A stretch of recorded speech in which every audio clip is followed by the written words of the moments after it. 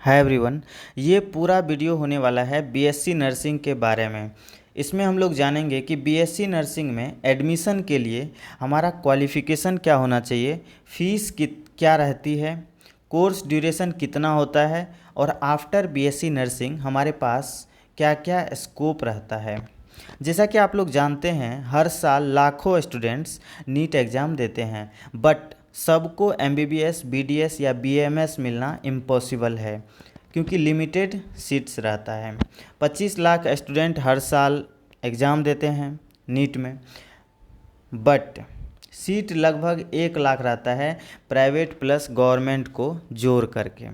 लेकिन अगर आप मेडिकल फील्ड में कुछ अच्छा करना चाहते हैं या आपका सपना है मेडिकल फील्ड में कुछ करने का, तो आपके लिए one of the best career options है बीएससी नर्सिंग।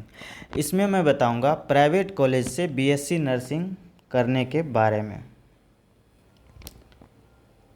तो चलिए देखते हैं। सबसे पहला पॉइंट है क्वालिफ़िकेशन। बीएससी नर्सिंग में एडमिशन लेने के लिए हमारा क्वालिफ़िकेशन क्या होना चाहिए। तो प्राइवेट कॉलेज से बीएससी नर्सिंग करने के लिए हमारा क्वालिफ़िकेशन होना चाहिए 12th pass with science. Science आपका 12th में जो है मेन सब्जेक्ट आपका बायोलॉजी रहना चाहिए, ठीक है। 12th में मेन सब्जेक्ट आपका बायोलॉजी रहना चाहिए, ठीक है। मिनिमम स्कोर इन 12th कितना रहना चाहिए, 50%, ठीक है। दूसरा पॉइंट है फीस। 1.5 लाख से 2.5 लाख पर ईयर फीस रहता है। ये वेरी करता है स्टेट टू स्टेट, ठीक है।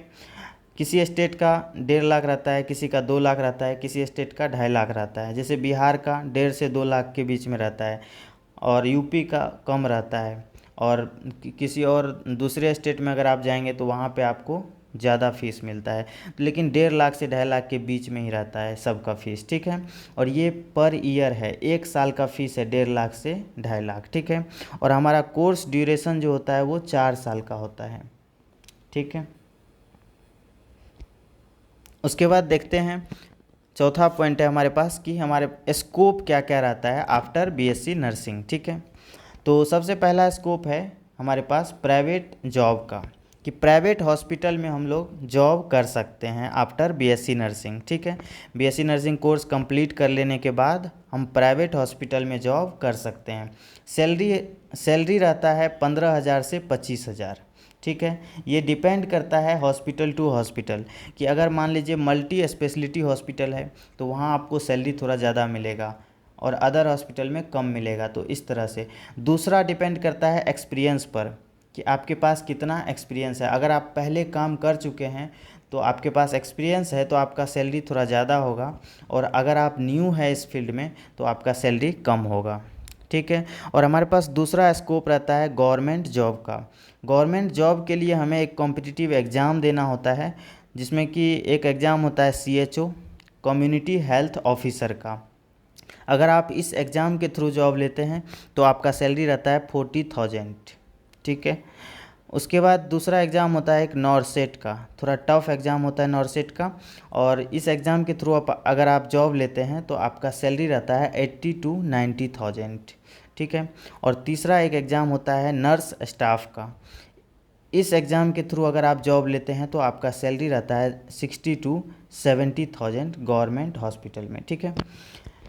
इसके बाद हमारे पास तीसरा एक और स्कोप रहता है कि देखिए बीएससी नर्सिंग तो क्या है, एक बैचलर कोर्स है, bachelor of science in nursing इसका फुल फॉर्म होता है, ठीक है।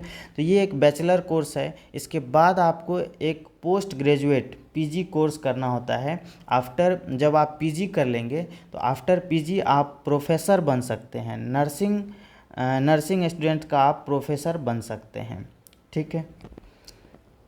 तो अगर आप मेडिकल स्टूडेंट हैं तो मेरे NMTR NEET medicos YouTube channel को सब्सक्राइब कर लें। इसी तरह का इन्फॉर्मेटिव वीडियो मैं लाता रहूँगा आप लोगों के लिए। Thank you for watching.